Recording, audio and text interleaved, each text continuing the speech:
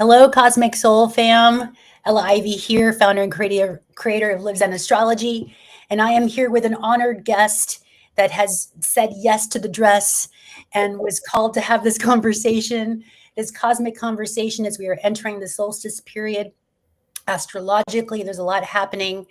And before we get started, I want to introduce you to this divine, beautiful soul who I've known now for several years. Her name is Kristin Geeslin, and she is known as holistic. Okay, mindful seer. That's her brand. That is who she is. Is known her holistic self sovereignty system, B.E.I.S.M, intuitive development and mindfulness method. And I can't wait to go more into that and how you created that. That's really very interesting and exciting. Emergent leaders. She helps emergent leaders, healers, and seers move from confusion or chaos to clarity and satisfaction by applying this approach to awareness and action. So thank you so much, Kristin, for being here with your unique perspective. We were just talking about the unicorn. And so you have a unique perspective about health and healing and holistic wellness and what you do to help the collective. And I know you like to work with spiritual leaders. So let's just go into a little bit about your brand and B.E.I.S.M and how that came into be and how you use this download, this system to help other practitioners, other leaders. Sure. That came out, the original B.E.I.S.M was my sort of life aspiration. All right. From the time I was a young person, coming into adulthood, I knew I wanted to try to live a body, mind, spirit life. I knew that was like a goal. How I was going to do that, who knows? So I was always interested in holistic health. I was always doing yoga, meditation, studying metaphysics, being deeply into Vajrayana Buddhism, all these different things. I studied theosophy when I was really young, all of the stuff that's the precursor to the manifestation secret Hicks business. There was a bunch of stuff that happened way back in the 30s for that. So I was I was formulating, it was sort of brewing and formulating and steaming and sifting things for many decades.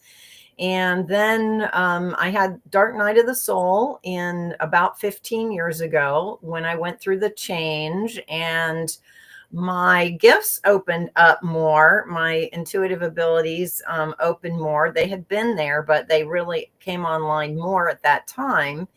And so then I started doing, readings and consultations that were more intuitively focused and theta healing with people. And I noticed that, when I'm in a altered state of consciousness, we'll say slightly trance consciousness, I don't really remember what happens during that time, nor does sometimes the recipients of a reading or, some kind of guidance. They might not remember what happened either because everybody's slightly altered. Everybody's sort of out of the typical time-space continuum during those conversations. So I thought, well, being practical, being Virgo, I wanted there to be some kind of a structure so that when they were after the experience, they had things that were actionable. They had clear something to walk away with that they knew, okay, I'm going to do this, or I'm going to do that, or I'm going to, hold this in consciousness or shift my attitude. I didn't want it to just be, oh, that was an entertainment and a nice experience and I got an energy clearing. It's like, okay, good. I'm glad you had a positive time with me in that, sacred container. But what about after the sacred container? Because there's a lot more time after that. What are you going to do then? So that's when I started saying, how can I organize what we're going to discuss in a way that is true for me, that resonates for me, but would also, represent sort of how I've done things, but would also be sort of easy to remember. So I started playing around with body, mind, spirit, and it organized itself into B.E.I.S.M. So we're kind of traveling up the chakras with this. And then recently I've put a hyphen so people get that it's B-ism. And then each one of these, a letter stands for a different element going sort of up the chakra line. So the body is the physical body, where you live, and your cash, emotions, intellectual life, your spirit soul journey, and mastermind is the relationship with all that is. So this works both sort of for one-on-one consultations, but it's also part of my imagining the new Earth, where we have a federation, type organization, modeled after our delicious science fiction universe. That often comes true. When you follow science fiction, a lot of the stuff in science fiction does eventually come into being. To hold in consciousness a different way of thinking about who we are as human beings, to think about we're all human beings on planet Earth, and to think about the B.E.I.S.M as a way of connecting in the shared areas, so that we all have physical needs, emotional needs, intellectual, spiritual, mastermind. So I love diversity, and I love all of the little cultural nuances and different languages and all of those beautiful, intricate, lovely, expressions of the divine. But when they're taken to the point of identityism, that's when we run into conflicts and issues. If we are able to hold the sacredness of the beautiful differences at the same time, we hold in consciousness that really inside, this is a soul journey, and we're all, doing what we can to connect with the all that is, because that's what makes us feel alive, no matter what culture you're from or whatever. Everybody wants to feel that sense of connection. Then we can work backwards into solving those more basic issues, kind of in an easier way. So that's the B.E.I.S.M, sort of the long and the short of the B.E.I.S.M. Well, just for my astrology community, what are your top three, your sun, moon, and rising, for those that are curious? Oh, sure. Absolutely. So my sun sign is Virgo, my moon sign is Sagittarius, and my rising sign is Leo. I also have 3 other planets in Virgo. So yes, I like to break it down and be very thorough and detail oriented, indeed. But I also, because I am a 4 psychic and medium with a lot of meditation time, I also sometimes just go completely into the perceptive, sensory, energetic awareness space. I'm not always in that, analytical thing. So, Which is very interesting, because from an astrological point of view, we're actually at the nodal axis points of Virgo and Pisces, which tells me a lot about, especially with your B.E.I.S.M, because we've learned Virgo, which is our south node, and now we're here to learn Pisces, which is north node, which is that dissolving that you're talking about, right? So it's bringing structure so that we can release all the structure, right? It's like entropy, neg entropy, in a very interesting way. And we're all here to learn this Pisces, right? Yes, exactly. We need a different kind of a structure, a more open, inclusive, spacious kind of a structure, instead of one that was so, time, space located. Yes. Yes. Which we needed at that time, because time is created structure in our reality, right? That's how dimensions were created, through time. So we're an interesting time period. This is why it's a perfect time to have these type of conversations. And another thing that pinged me as you were speaking, that came in really clear, and maybe we can launch into this conversation with this, of how your gifts were initiated by the dark night of the soul, or a dark night of the soul, because I feel like we go through many. I know I've gone through many. And so collectively, humanity is going through a dark night of the soul. So could this mean too, since you are working with leaders and other, metaphysicians, if you will, who work with this type of energy, are you seeing maybe an expansion of more of psychic gifts, or more connection to spirituality, because of this dark night of the soul that humanity is all collectively going through, as we're, asking the questions of our mortality, what happens after we die? With COVID in 2020, that was an initiation point, that people were in the hustle and bustle and they didn't think about these things. But now we're moving to a space, especially with AI, making things a little easier, and changing the jobs and things that we do, that people are facing this dark night of the soul within them. So with your B.E.I.S.M, how can you see us as practitioners who've been kind of in this realm for a while, how humanity is approaching this, and how we can step up into our gifts and our sovereignty and leadership, for those that have been in this process for a while? It's each person, their brand of leadership looks different. I mean, one of the things that I just don't do is cookie cutter. I just always I've spoken with so many people during my career, starting when I was 20 years old as a professional counselor or whatever. I think I do kind of a scanny kind of a thing. And then some people I get some information because of their types, whenever you listen to any of the people who are providing medical intervention right now, they'll say, okay, here's your issue. And now there's 4 types of people that, we'll break that into 4 main challenges, and I don't have it codified like that.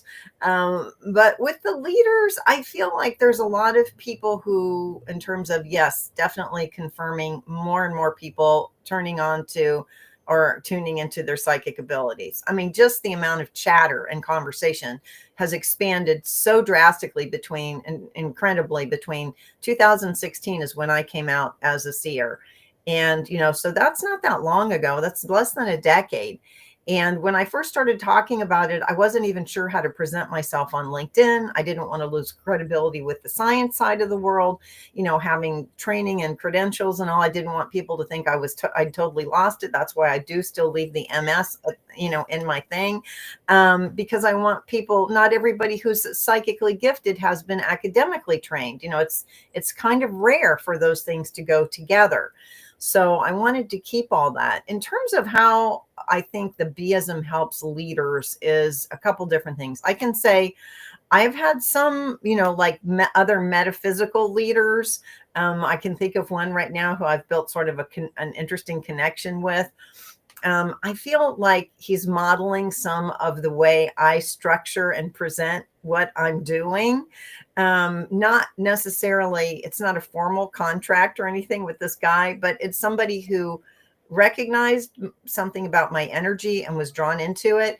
And now when I see how he's presenting and doing a lot of what he does, we're both very holistic, very much body, mind, spirit. He's trained shamanistically and is very focused on health. So I think it's sort of, there was a trend for a while that was very focused on coaches doing a real narrow niche thing. And I know that's how people are sort of being encouraged to market and get your audience and all that. But I actually think the trend, okay, I actually think we're more of the, like, I don't know, the new earth lifestyle, if we were to say, okay, the new human, if we were to say, is a person who is thinking about all of these different elements of being on a day-to-day basis. And some of the way that I'm influencing other leaders is not formal. It's not in formal contracts. It's how I roll, it's how I present myself in social media. It's how I show up in my personal life. It's how I am when I'm at an event. It's sort of almost by transmission, by example and osmosis type of thing. Your beingness. My beingness, exactly. Okay, so it's transmitted that way. Now, yes, I have specific services and things that I offer, but yeah, much more feel like the beingness is something that people are becoming more aware of and care more about since COVID, of course, because when people started jumping off that treadmill and having the reflective time, they started to assess their own values. And a lot of people just wanted to downshift from the hectic pace. They wanted to, yes, let's keep working from home so we can do better work-life balance. I do have formal coaching programs where people work with me over time. I have transitioned one person who had a very high power professional career as a leader in a traditional role, who now has a coaching certification, but I really brought her out of the closet with her intuitive gifts. Like she really didn't have anybody for many years to share those things with. And she'd had intuitive stuff for decades. So I'm sort of feel like I've been making intuitive and psychic awareness normal. Well, do you think also too, and again, speaking to the astrology, since we're here to learn Pisces, coming from this very structured, organized, methodical Virgo, right? And so what would you say to those beings who have spent many, many times getting their degrees, right? Being very much into that system, right? Systems, if you will, because Yeah. it's also Virgo, and helping people release and trust that it's we're moving beyond that now. It's Right. not I so think it has to do with, just helping people move into an awareness. Everybody's already kind of aware. Everybody's already sometimes knows when they're having a psychic hit or having an intuitive hit. It's just kind of creating space and holding space that it's okay. First of all, that it's okay. It's okay to move into that direction. It's okay to start really trusting it when you get that intuitive hit, or compare. How does it go when you do trust it? And how does it go when you don't? Sort of like in a more experimental way, not like, without judgment, just observation, just like, okay, let's just play with this and see what it's like to operate in a way. I call it, it's the S way, the spidey sense way. So we're moving out of knowing. So like for me, the universe put me in I don't know for a good 4 years. When after the dark night stuff went down, I really did not know where my life was going, what I was going to do, how I was going to make a living, who I was going to be. I was in a big I don't know, which was challenging because I'd been rewarded all my life for being smart and for, I was successful in the school kind of things, read, write, regurgitate, no problem there, very good at that. But I was placed, the universe almost, I feel deliberately placed me, and I don't know, because the work I do now requires the starting point of I don't know, because it's not about my I knowing, it's about my spidey sensing. It's about my openness to the all that is and sensing into what it's telling me for myself or for others. So, I remember like standing at my kitchen sink, looking out the window one day and thinking, oh, I live in a really different way now. Like after a couple of years of being in the I don't know, I started to become aware that I was being moved around the planet, and moved through my day in much more of an energy sensing way than I had ever before. Not that I don't plan or structure things, but in all of the free space, any place that doesn't already have a committed time signature on it, I am very much just flowing around, feeling around, sensing around, getting, like you, getting some messages, some things coming in. And it just makes life more, to me, more alive, more rewarding, more interesting. It keeps me aware that this little Kristin avatar is time limited, and helps me not be so attached to the minutia of a day, the good, the bad, and the ugly of any particular day, because I'm thinking more regularly in terms of this big cosmic play, and I'm just in the Kristin avatar for 5 more minutes, So it's almost like what I'm sensing too is you stepped into the I don't know, into the well, I don't know, but I trust. Exactly. At first, it was a little scary indeed. And then gradually it started to be like, oh, this isn't so bad. I kind of dig this. This is kind of cool to hang out in the I don't know, in the preconceived, because when we're in the I know, that's conditioned reality. That's things that we are set up a certain way based on prior experience. When we go to I don't know, now we're in an open state, and we can reprogram or reevaluate, rewrite, make a new script, download different software. And so we need both. We need some structure, so we need some I know, but that I knowness for me is something that's continuously in review, because there's parts of it that may be true at a certain point in time, but then because we're in a new time, their trueness diminishes. And then we have to find, I like to find, because I'm a truth seeker, what resonates as true, in this the new now. Yeah. It's interesting. I received a download about that, that at that moment in time and space, that's why all reality is real, because at that moment in frequency and time, it was real. But then when you shift energies or cymatics or, then it's not real anymore. So this whole thing about what is real, what is truth, again, these are interesting concepts, but to ground it into, and why I was called to, again, I heard invite Kristin into this conversation because we have this approaching solstice energy on June 21st.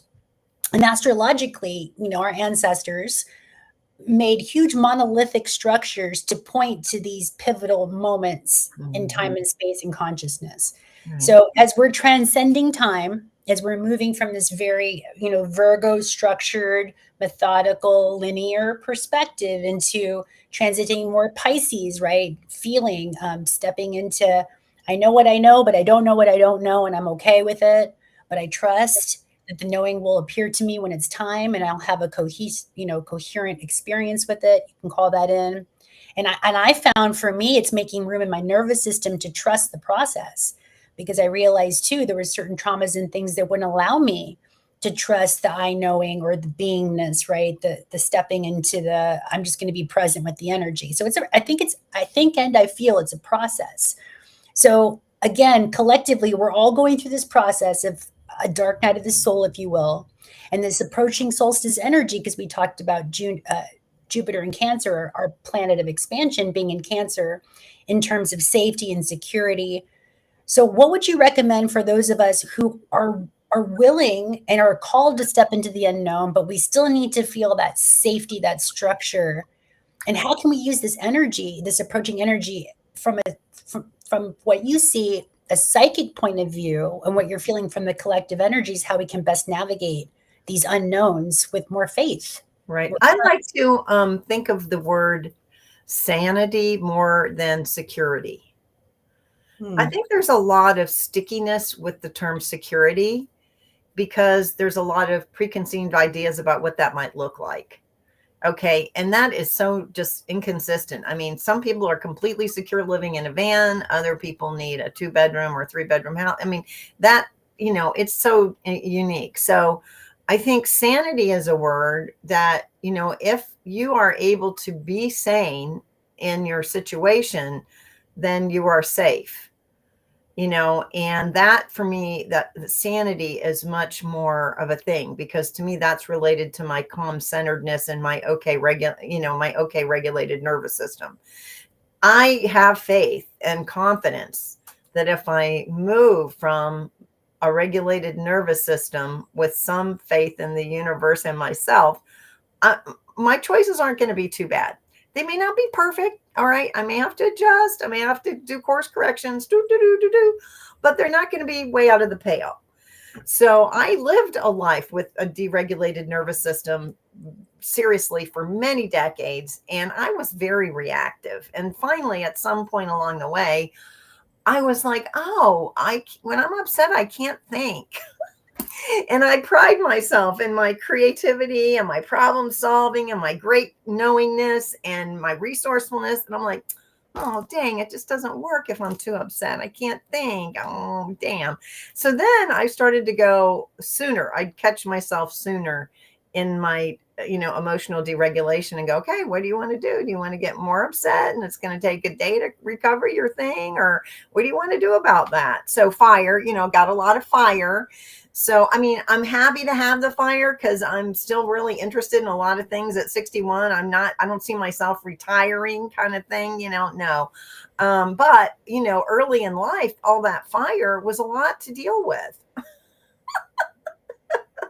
So what do you recommend people do? How do you recommend people regulate their nervous systems so they can make space for this surrender, this, again, learning Pisces of not having to know where your resources. Right. It's so different. Different people do it different ways. I love meditation and I have a formal meditation practice. And then I do sort of an informal meditation with the divine, with the nature and the birds and the frogs first. And then I do a formal meditation and I have things come to me in both places. So, the challenge, I will admit, is that I'm so busy wanting to be creative and put my hands on something. I have to really, really sacred mark those times. And I had gotten into not doing the morning part where I was outside with nature for a while. And it was very hard on me. I thought, oh my gosh, this isn't good. And I realized I have to keep that as a priority.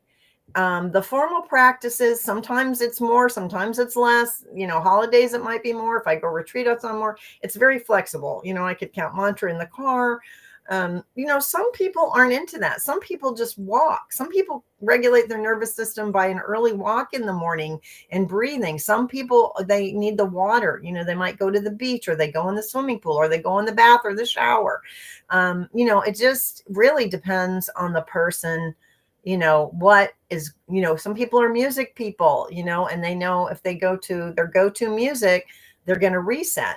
I found out recently, and I think I shared this with you, that the tweeting birds in the morning are actually reset your nervous system. Mm-hmm. Their frequencies are resetting. And apparently they do not chirp like that if there's danger. So they know, they're telling any humans that are around, okay, there's no giant predators nearby, because they won't chirp if that would be the case. So it's sort of reassuring for the humans, which I'm sure the early humans had that understood. And now I learned that when the sun comes up, the first sun, the horizontal sun, gives you a little burst of cortisol, just enough to get you moving, but also dopamine, not like a cortisol overload, but just enough to get you awake and going. And so I'm like, oh, I'm out there now for that horizontal light. I'm like, oh, I'm not missing that. And then if I get out early, I get to hear frog song, which I think is also probably, nervous system resetting. So, and I used to, when I had a dog, which you still have Tanner, I lost my Gretchen last year, but I used to do a walk when the sun was going down. And I have to think that was also nervous system resetting, just watching that sun dip down, and I would go in nature and walk around. So now that end of the day one, I have to find a way to structure that, in the same way. I also learned recently that you need total black dark by 11 p.m. where you're sleeping, because that's when all your hormones get restored. So if you leave your TV on or little lights on, it's not doing that the way it needs to do it after 11 p.m. So I like what you're speaking on, as far as, everybody's going to find the structure one way or another. It doesn't have to be a cookie cutter. No. To find some sort of structure and a way to regulate your nervous system so that you can step into these more fuller expressions of trust, right? Learning Pisces and trusting that there is a divine intelligence that's moving you. Yes. And sometimes, for some people it's art expression. They see it, they feel it when they're doing something artistic, because they realize things are flowing through them. So yeah, I'm really all about, I'll ask general questions. So that's where the B.E.I.S.M structure comes in. I can say, well, how do you commune with the all that is, and people know what I'm talking about. Then I don't have to get all technical about what I'm talking about. And they could have, a lot of different ways of doing that. So yeah, I work with all different kinds of people. I have some very conservative Catholic type people, and some kind of witchy people, and some, people that used to be in structured things, but now they're not. And the B.E.I.S.M container works for anybody, because it's generic, in a good way. So as with all your clairs, and we have, again, this approaching solstice energy on June 21st with Jupiter in Cancer for the year, which is all about safety and security. What do you recommend? What advice would you give to those watching, and now or whenever is the perfect time to work with this energy? Because from what I understand astrologically, the solstice, it begins a cardinal point. It begins summer, right? So it's initiating a new frequency in the summer months, which is more heat. Things are moving quickly. And so, but there's so much energy right now, because again, we've never seen Neptune conjunct Saturn in Aries, which is going to be squaring this. And astrologically, that means something needs to shift or change. They call that, in some astrology circles, the hard aspect, but I call it something needs to move or shift. 90-degree squares is like you've been sitting on a chair too long and your legs are falling asleep. You got to move, right? You got to circulate the energy. Right. So there's energy that needs to be circulated between Saturn, our planet of structure, Neptune, our spirituality, and Aries, which is like the warrior, the spiritual warrior. And it's challenging us in these measures, these energies of security, which is very Cancer. So what do you see or feel how we can be best navigating these by really tuning into our spiritual practice? Again, learning Pisces. And how do you see that playing out within the collective, the world stage, and just from who you've been working with? Like, what are you seeing the people can utilize or awarenesses people can harness during this time? Well, I feel like people are putting a lot of energy into being frustrated about things they can't do anything about, which is a big, not so nice, really, to identify which causes you would like to be part of, to support, to for the larger picture. Okay, this is for the big picture. Like maybe you want to work with getting rank order voting, or getting term limits in Congress, or maybe you want to work with getting people registered to vote. You got to pick something. Get the energy into something positive. You're Take passionate about, right? yeah, Passionate. something you're passionate about, and you feel, something that you could show up for the meetings and do the admin and all the not fun part. Something that you could commit to, and then say, okay, good. I'm doing this one thing or this two thing that I have the ability to do. And then we don't spend a lot of time on stressing over all the things that we can't do anything about. That doesn't help. It just makes you tired and gives you stomach issues. So we're not doing that. All right. So now security, personal security for me. I've lived, it's been me in spirit since 2016. In 2016, I started doing intuitive work. In 2018 was the last time I worked for someone else doing anything other than, guidance, counseling, psychic energy work, blah, blah. I honestly will tell you, I have not earned all of the money that has come to me doing the work, but I've had a couple of unexpected windfalls that have carried me to here. In terms of security for me, I try to engage in prosperity practices that I know generate material comfort.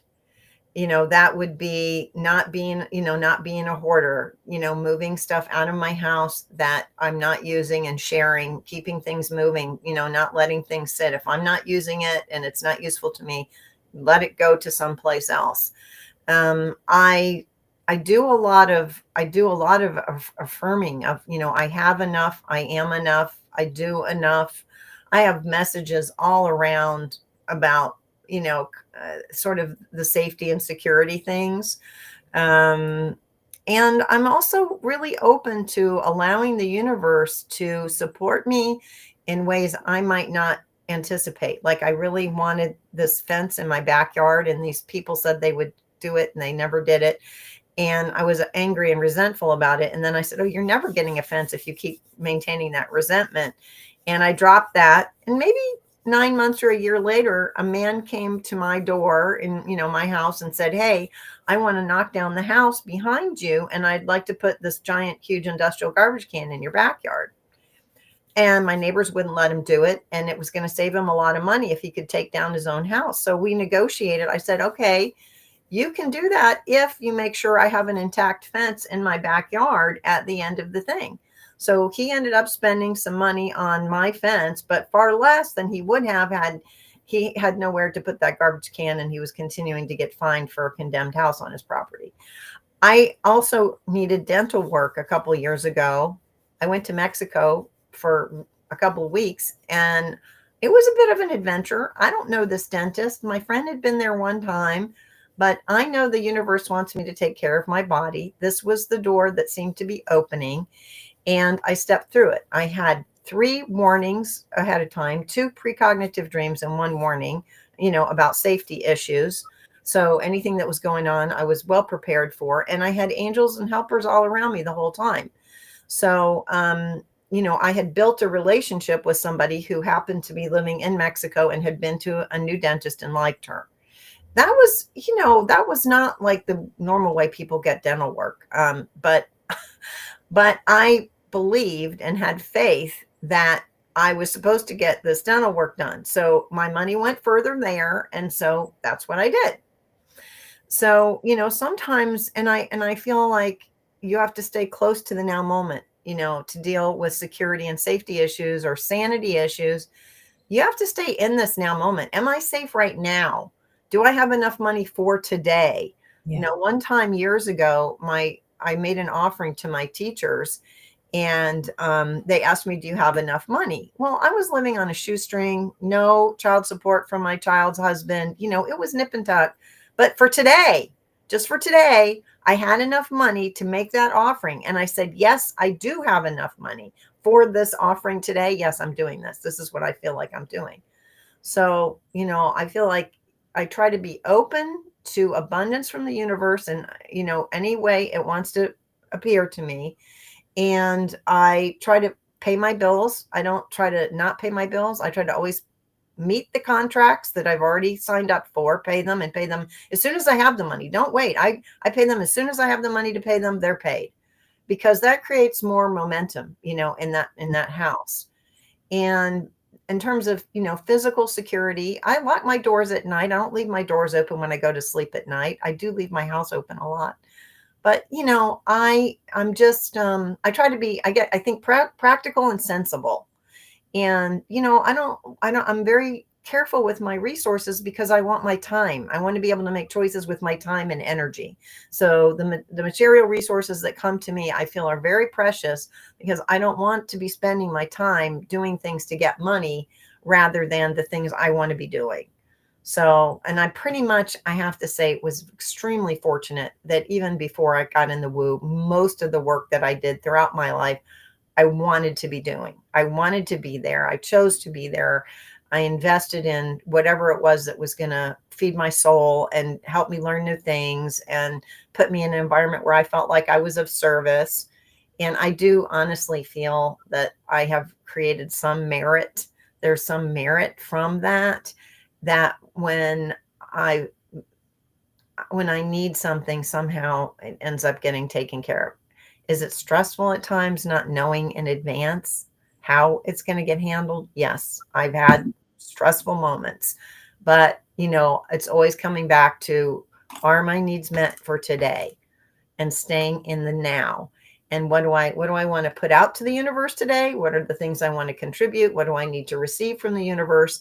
And I need a nap, maybe right now, like I have nap time these days, and just staying in that little structure of, I'm giving to the universe, I'm receiving from the universe, and not getting too far ahead of myself. Because if I were to think, like, if somebody had said, would you like to have, 3 or 4 years of, I don't know, I probably would have said, no, I absolutely don't want that. Don't give me that. But do I like what I have on the other side of 3 or 4 years of I don't know? Yes, I like it very much. It's like the sacrifice. Everything has a cost, has a price.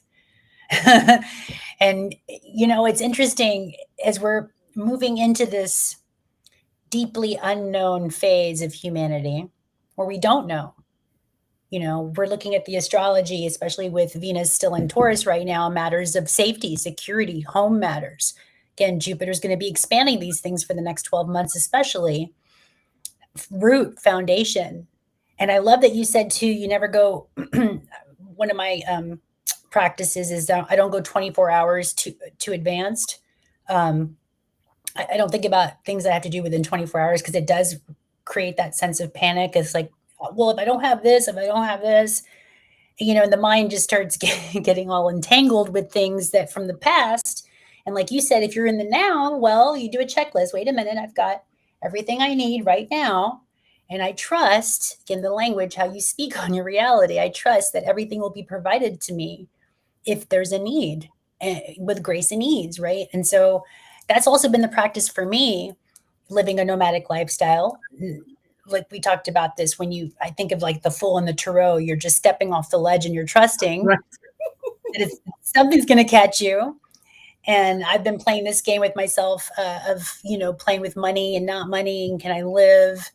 How can I trust that if I am being divinely led to my purpose and this is what I'm supposed to be doing, then I just, over time and experience, show me, okay, I'll be provided for. And I kind of had to set that up for myself. I had to kind of, in surrender, say, okay, if this is what I'm supposed to be doing, astrology, metaphysical astrology, just being myself, getting paid to be myself, then I'm just going to trust the process, and whatever the consequences, so be it. Right. And you almost have to get to that stage, I think, of Aries too, Saturn and Aries, that courage. And I feel the universe rewards the courage like a child. It's like, I'm going to do it. And, like the grandparents are like, oh, she's doing it. Right. And things show up magically in a very Piscean way, unknown. But there is this cosmic thread that we are all moving through, that we're all connected by. And if we can just trust that the universe does have your back, even if you don't see it, even if the mind won't let you see it, because again, old programming, we just left Jupiter and Gemini, a lot of mind constructs that, and Jupiter in Cancer is dissolving and it's getting into feeling like I know, that this divine intelligence that also grows that rose in the rose bush is also growing something inside of me. And so it's a practice. Again, Virgo, it's all about the practice. It's not about the perfection, even though sometimes Virgo likes to try to be perfect. I've got 10th house Virgo in my midhaven, right? So, but then that if you wait for things to be perfect, you'll be stuck in those loops. That's, again, an insanity type of frequency that I feel a lot of us are coming out of, right? And if you're stuck into that loop of consciousness, maybe you can take some of these tools today. Again, don't going over 24 hours, being in the present as much as you can, and practicing trust, because it is a practice. So trusting, and I trust you very much, your psychic abilities. We were just talking about this before the conversation.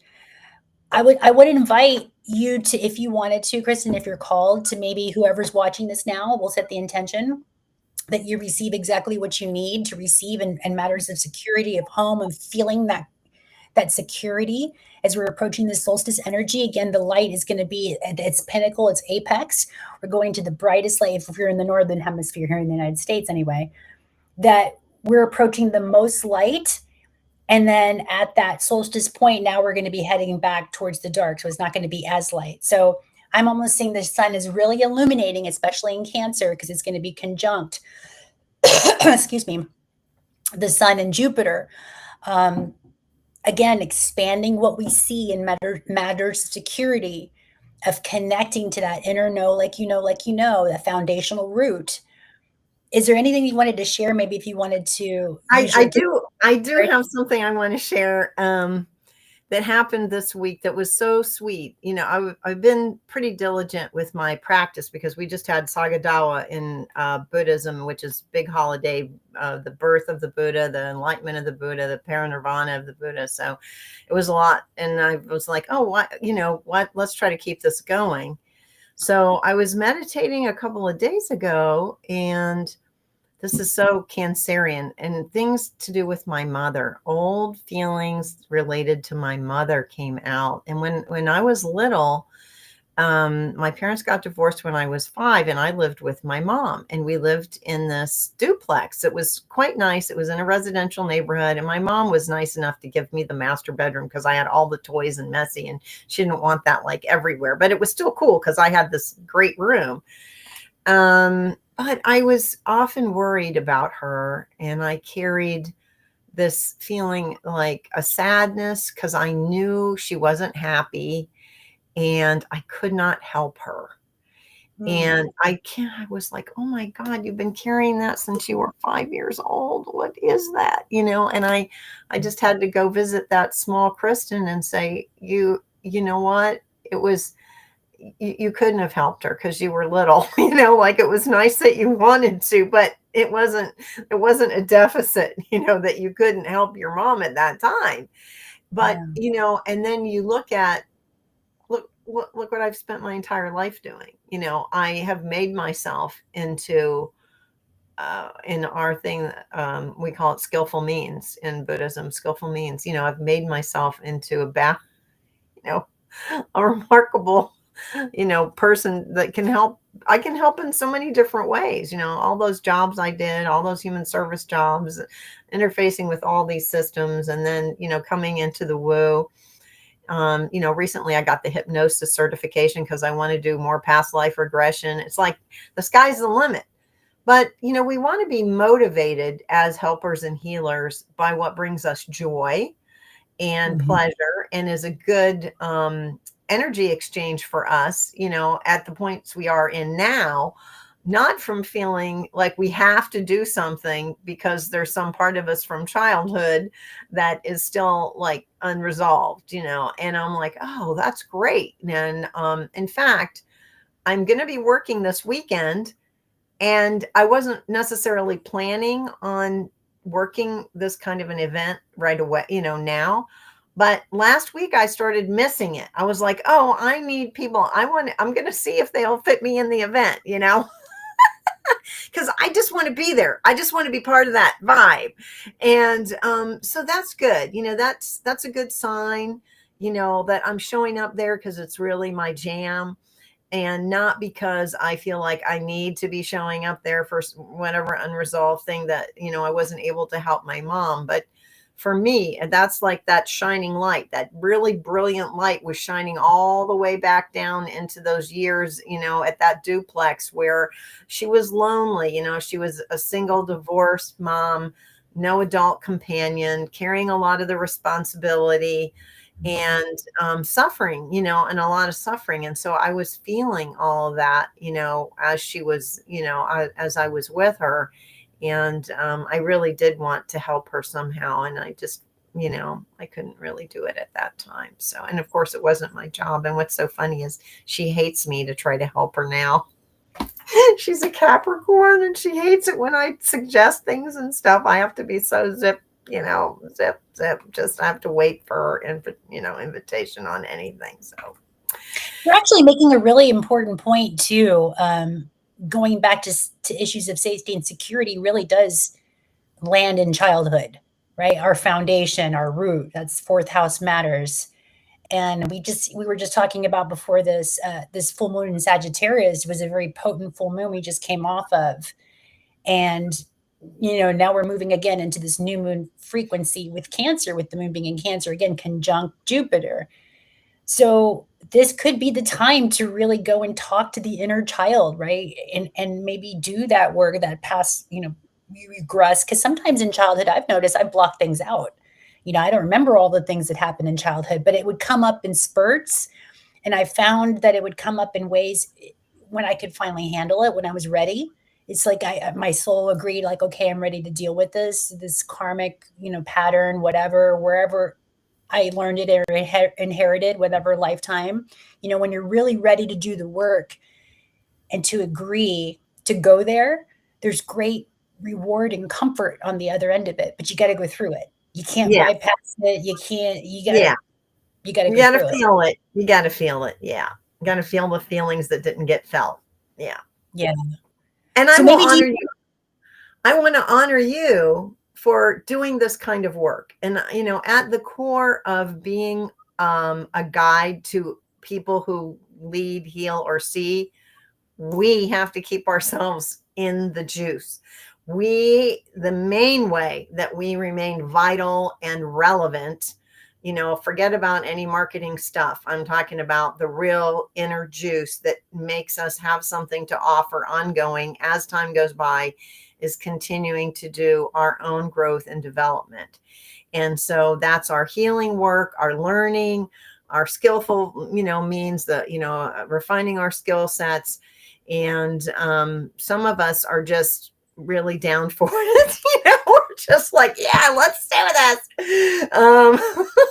And I see you as one of those people, Ella Eve, that you like to stay in it like me. I just need to feel that the vibrancy of feeling that I really am connecting with my soul timeline, and the more I feel that, the better everything goes in my life, and I can let go any of the little nuances of weirdness that might appear here, there, and everywhere, because the big part is okay. And I'm so fortunate that, early, many years ago, like Chloe was maybe 7 or 8 years old, 7 or 8, and she's going to be 30, I found a psychic. And that psychic person was who I went to when I was trying to work things out in my life.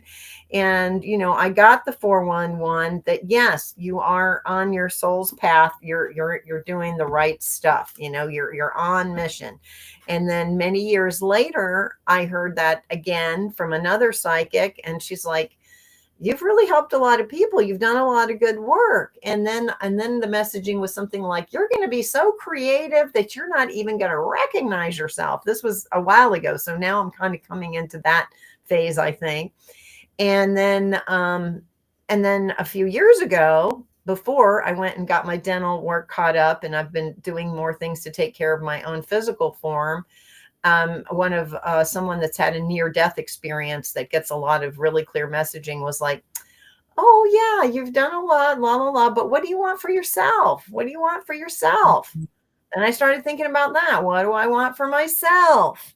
Don't be a martyr. Easy to be a martyr. You don't need to do that. Okay, what do you want for you? Yeah. So then, when I did go to Mexico to get my teeth fixed, which I did want to do, I also took a week and went to play and, went to Tulum and the Mexican Riviera and looked at art and ate food and, swam in the water, So I started trying to do my best to build in, more, what does Kristin Avatar want? Because the clock on Kristin Avatar is ticking fast now. Yeah. At 61. It's so interesting you said that, because when I was a single mom for years, I would actually go to a psychic for my therapy. Yeah, First of all, absolutely. Anne-Marie Monfadden, she was an amazing psychic. I actually went to her when I was in Florida, Ybor City, and I came across this psychic cafe, and there was different readers there. And she was the one that had like very short hair and almost looked like a librarian, had almost very, I felt she was Virgo, right? So yeah. there was different readers there with different presentations, but I was the one that's like, I want the little librarian, because I just felt, I've got Virgo 10th house. I'm like, I feel like she'd be more practical. I'm already going out there. I need somebody who's going to ground me. Right. My therapist, if you will, for 20 years, all throughout, me raising my son as well, because she was affordable. She only charged, $40 an hour, which she gave so much. And she ended up being one of my guides and my mentors, right? So I can definitely relate that sometimes I would rather, and for me too, because I've got Scorpio 12th house moon conjunct my Mercury, I didn't trust nobody for nothing. I was like, what are they trying out of me? And a lot of the times I felt like I knew more than they were. And I'm like, I'd see their shadow. I'm like, I can't even get help, But with this particular being, it was integrity, right? You look for those that have that integrity, that can hold that, whatever form. I don't care how many degrees you have. If you don't have that integrity, Yeah. right? So I think we're moving out of that too, of needing to have so many degrees and this and that. Yeah. Some people turn into with gifts. Right. It's good to have, what I like about the academic thing is not the degree per se. It's the critical thinking skills. It's learning the scientific methodology. It's having to, create a cohesive storyline based on some research that you did. It's the thinking processes that you get trained in that are useful. You can learn that without being in those environments. Does it happen as often? Not so much. So, for me, Buddhism is very scientific, like our teacher says, do the practices and then see what happens. At one point, I had more time when I moved out to the country, when I was on their property, and I said, oh, I have more time to read books. And she said, don't read too many books. I'm like, oh, interesting, Mm-hmm. So it's not about getting things intellectually, as we know. Okay. The information is just one of the little bandwidths. And then when we bring in the rest of the spidey senses, and this is something I say constantly when I do readings. In fact, I should just do a video of just this. We have our gut has all that intelligence. Our heart has intelligence. All of our senses have the regular perceptive ability and the spidey abilities. So there's all these other ways of knowing, and we like our little intellect, but that's one little bandwidth, and the intellect doesn't get to decide where we're going. The intellect decides how we're going to get there, which is very different. An intellect with not good direction is not a nice thing. So, the direction needs to come from the all that is, and the integration of the information that comes through in so many different ways. Yeah. So, I'm happy that I got, I had the training that I had. And I sometimes wish, like I'm sort of envious of some of the men who have the more harder degrees, because they're more, they have more play in the spirit science, global stage, whatever. And if I had to do it again, I probably would study neuroscience. And there are women now who are coming behind me who have both the mindfulness practice and a degree in neuroscience. They're like 37, or 42, and I'm 61. So But again, way showers, the elders, to show them what was needed. Well, I know that I was a path carver. Yeah. And, when I think about the way birds migrate, you have people that the birds fly at the front and then they drop back and let somebody else fly at the front, and they cycle like that so that they can, somebody's not always the one cutting through the, edge. And now this happened a couple of years ago, I was doing an event in Orlando, and there were some young women who had a booth next to me. They were herbalists, and they were also connected in with the psychedelic therapy world.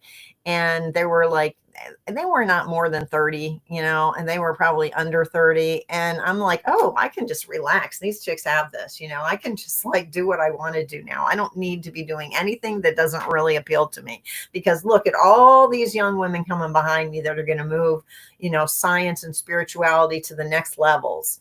And I just don't have to work too much. I don't have to overwork, which would be easy for me to do with 4 planets in Virgo. So what do they say? When you do what you love, you don't work a day in your life? That's true. I mean, I feel very, very fortunate. And that is one of the things that I identified very early, because I saw how much my people worked. My people were into work. And I thought, well, if I'm going to work that hard, I want to be doing something I like. And so I don't think I ever worked the crazy hours that some of my relatives worked, thank goodness. Maybe once or twice, but not ongoing, because I wanted to stay healthy. I wanted to do other stuff. I wanted to meditate. I knew from the beginning I wanted to do things other than just that. And so I didn't. That's funny you mentioned that, because I'm actually having to resolve that within me right now. I didn't realize how much of a workaholic I was until I stepped into a lifetime where I actually got rewarded more for doing nothing, or at least the appearance of doing nothing.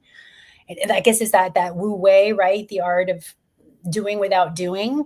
It's been such a practice for me, because the mind, again, I was taught value, the harder you work, the more you're valuable, the more you're wanted, the more, again, my dad was Virgo too. So, you get rewarded for hard work, right? You get rewarded for putting in that time, that sacrifice, right? And then, but where we're going to, that doesn't make any sense anymore. Well, it doesn't make sense even in the 3D. It's not happening now. Okay, right. Those years are gone. When there used to be a contract between the company and the employer, and the employee was rewarded for the loyalty, and they retired and had comfort in their senior year. That's all done. There's if you're retiring now or almost now, this is the last ones that's happening to. Those days are finished. So AI is coming and taking a lot of these jobs. So what they're saying now, the new trend is for the highly creatives, because you can tell when something's nobody wants the perfect. The AI sort of written content or book, is becoming mundane. It's actually, people are looking for the imperfect, which I find it so interesting how things are shifting, especially with the advance of technology and Pluto and Aquarius, right? And it's only speeding up. So the more that we can slow down and be in our bodies and allow ourselves more of that B-ism, right? Just to be, I feel like you get a lot more, first of all, joy and health and presence. There's just a lot more to life, I feel. And I think, and I know, by slowing down and not having to rush to work so hard at things anymore. I feel like we're coming out of that. That's that South Node, right? Virgo, we've done that. But we're here to do North Node, which is Pisces, which is more of that being. So I wanted to invite, because I wanted to honor everybody's time, and I know we're wrapping up. can you pull a card, or maybe for the collective, anybody that's here that's watching that is drawn to this channel? First of all, I want to thank you guys so much for being here, participating in this conversation Should we with do Chris. a soul? Should we look at the soul? Should we do soul card? A card Whatever for you feel. I trust Yeah, whatever you I'm feel. feeling like, okay, so the message of, how can we reconnect more with our soul? For the solstice, for the For the soul. solstice. Yeah, that's good. Soul for the solstice. Yeah. And yeah. Okay, so I generally use this baking bowl. I call this the baking bowl of belief. I have 3 decks in here, all by James Wanless. One is an updated tarot for the 21st century. One of the decks I use is all nature, after the Green Man studies. And one is kind of a quirky, fun deck called the White Squirrel deck. I also call that the Just Do It deck. So I think what's happening, for many of the people that have been on the path, like you and I, for a while, we are, more zeroed in on who we are going to help. But I think we're also expanding, like in this personal way, into more of the beingness, more into holding space for the future and operating in a quantum, more of a quantum kind of zone, for creation. So, what our lives look like might be a little different. Even like Pamela Gregory is not doing one-on-one consultations. She's only teaching now. And, so many of us are shifting more into teaching and guiding, more people with less time. Because there's a whole nother level of people behind to do the one-on-one stuff. They're coming, they're right behind us, which is like reassuring to me, at least, like, okay, everything's going to be all right. Just chill. You don't have to.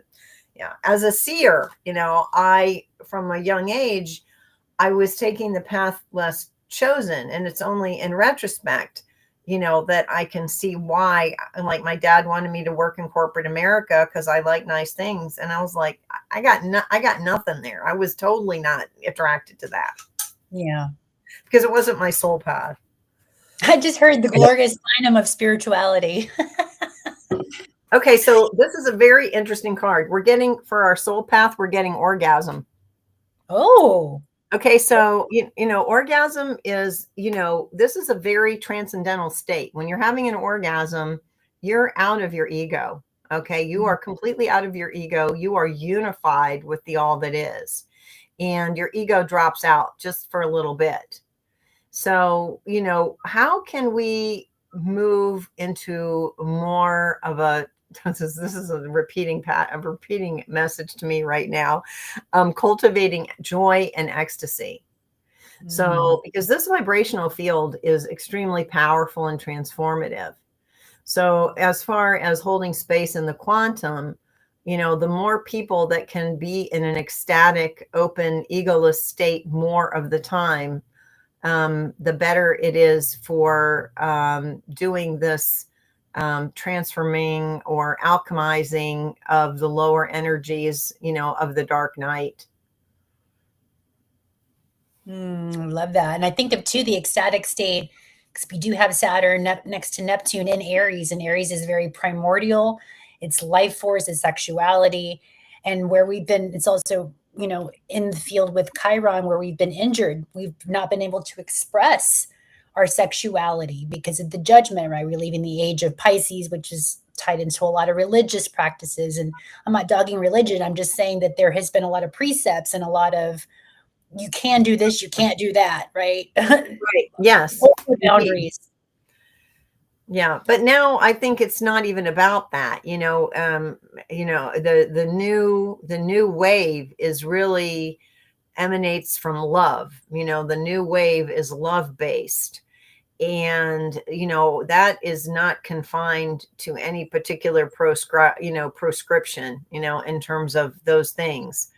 And, I know that if I do my practices, oh, Jana is sending a message. Orgasm card came up for me this morning from my Sacred Cycles deck. Okay. Oh, wow. Very interesting. So that is, yes. So we're getting a confirmation from our soul. Okay. So more orgasms, everybody that's watching. Right. You're on More a orgasms in all ways, in your physical body orgasm, in your heart chakra, in your crown chakra, just where you're completely stepping out of your avatar and dissolving into the all that is. That's that's the orgasmic state, to dissolve our over identification with our little avatar suits. Don't the French call it too, the petite, The small death, yes. small death? Petite mort, Yeah, yes. Yeah, yeah. because for just in fact, that's where, the tantric, sexual practices are, you're meant to maximize that opportunity to actually, transcend your ego, to be more conscious that you have an opportunity to just to transcend your ego in that now moment. Yeah. Oh, interesting. I mean, also hearing too, and we'll end it on this because it's just funny that they say that, not just male gender, but the whole storyline is how men are more honest after orgasms because they've surrendered their ego, which I think is funny. It's not just men, but women as well, right? It's like that surrender, that release, the dropping all the who we thought we were. We just basically died together. Or just if you get to be in partnership, or you're doing it by yourself, right? For those of Yeah. us that have been. So it just depends on how you're using the energy. But I like that concentrated energy. And I'm also hearing too, living more in bliss. Like Joseph Yeah. Campbell talks about follow your bliss, which is very much Aries also. We have to learn to find what ignites you. What is your passion? What makes you, get up in the AM and rise and want to do that thing that you're doing, right? That's also part of that orgasmic interplay with energy. I feel that we're being called to do more and more and more, especially with this solstice. So perhaps you want to do a ritual. We're just maybe connecting to the energy of orgasmic energy, whatever that means for you. Because again, the light's going to be the brightest next to Jupiter. And I was getting getting a message coming from different people pulling cards, that joy has been coming through from the cosmos. So that's very aligned. The joy, the bliss, the orgasmic expansion is healing energy. Okay. That's a huge, so I guess Joe Dispenza has a thing where you wake up in the morning and the first thing you do in exercise is imagine a time where you just felt so much joy, so expanded, so happy. And then you keep holding that as long as you can so that you get better and better at holding that super expanded joy energy. I'm gonna have you back on the podcast because we definitely have some more transits happening. Uranus, our planet of unexpected change, the nervous system, it changes signs every 7 years, so it's getting ready to go into Gemini. It's been in Taurus, which is the body, and so Gemini is about the mind. So maybe I can invite you back, Kristin, to explore, how we can really integrate these new energies, these new frequencies by managing the mind. And you've done such a great, you've been really committed to your practice, again, Buddhism and your practices to help regulate that. And so I'd like to invite you in for just maybe another conversation on how, as we start, people are really going to start expanding and seeing how the mind really influences our perception in this reality. So I just really want to thank you so much for being here, for again saying yes to the dress, for saying yes to this conversation. And I hope that everybody that's watching again found value. And if you liked any of the content, I'm going to put Kristin's information below so you can reach out to her. Kristin, what's the easiest way for people to contact you if they want to explore more of this B.E.I.S.M, more of these practices, techniques that you offer? How can people reach out? My website is mindfulseer.com. I'm Mindful Seer on Facebook. You can messenger me. My phone number is 727-678-3761. You can text me. So I'm in Facebook a lot. So you can even friend me if you want, or messenger the Mindful Seer page. And my contact information is in the mindfulseer.com. Thank you so much. Thank you for connecting. And thank you, everybody, for being here, connecting to this channel. So much love for the solstice energy. Go have some orgasms or orgasmic, an orgasmic life is what I heard. Let's go experience our highest and best timeline right now. Thank you guys so much for being here. Thank you, Jana, for participating in the live chat. Yeah. And we will see you guys next time for the next cosmic conversation on Livzenastrology. So much love, family. Thank you, Ella Ivy. Peace and happy.